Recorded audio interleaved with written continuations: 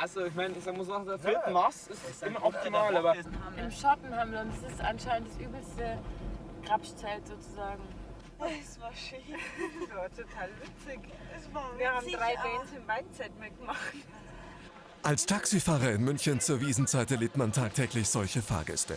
Jürgen Sausemuth genießt genau das. Jeder hat irgendeine Aufgabe im Leben. Und vielleicht bin ich einfach der Taxifahrer. Ich wollte es vielleicht nicht wahrhaben, aber mir macht die Aufgabe Spaß und ich fühle mich wohl. Und ich freue mich eigentlich über die vielen Leute, die ich kennenlerne. Heute ist es ungewöhnlich kalt, nur knapp über 0 Grad hat es und der Regen geht langsam in Schnee über. Die ersten Gäste in echtem Wiesenoutfit steigen ein, ein Pärchen aus Nordrhein-Westfalen. Trotz Sauwetter fröhlich und gut gelaunt. Das ist ja eigentlich das Schöne auf der Wiesn, wenn die Gastlichkeit stimmt und wenn die Leute sich hier wohlfühlen. Das war super, wir haben nur mit Bayern getrunken und wir haben nur die Hälfte der Maß bezahlt. Ich weiß gar nicht, wer das alle war. Wir haben Visitenkarten ohne Ende für die Fotos und bei uns heißt es immer, ja, vorsichtig, wenn ihr da hinfahrt mit 20 Mann, Schlägerei, Stress. Und das stimmt gar nicht. Wir haben nur Spaß gehabt mit 2 Mann. Jürgens Fahrgäste haben sich nicht erst auf dem Oktoberfest kennengelernt, aber oft gibt es das.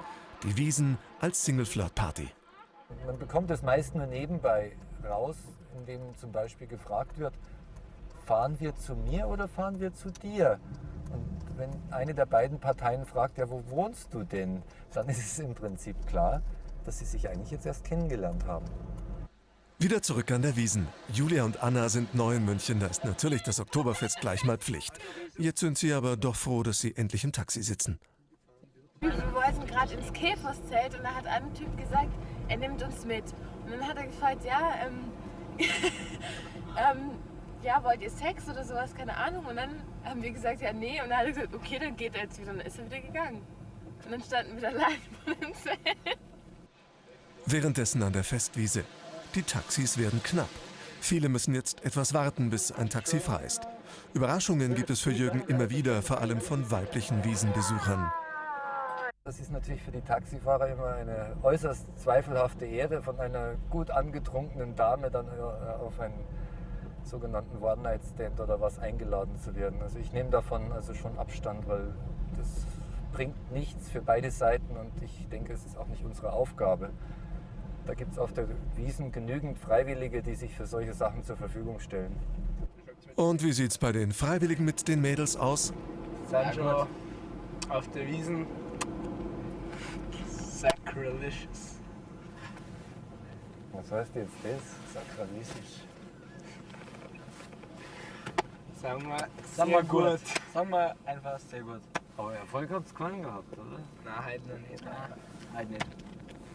Wobei es Leute gibt, die sind super in Ordnung, die haben eine saugute Stimmung und bringen mir so richtig diese Atmosphäre aus dem Bierzelt, aber in einer ganz tollen Art und Weise hier ins Auto rein, wo ich einfach sage, ich brauche gar nicht ins Bierzelt. Ich kriege die besten Leute hier im Auto serviert.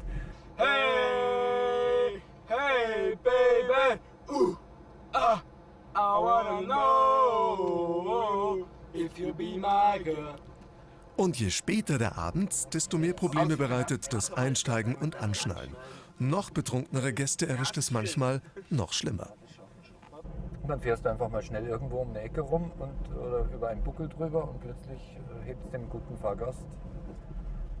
Und dann kommt all das, was er da so in sich hineingetrunken und geschaufelt hat, wieder zum Vorschein.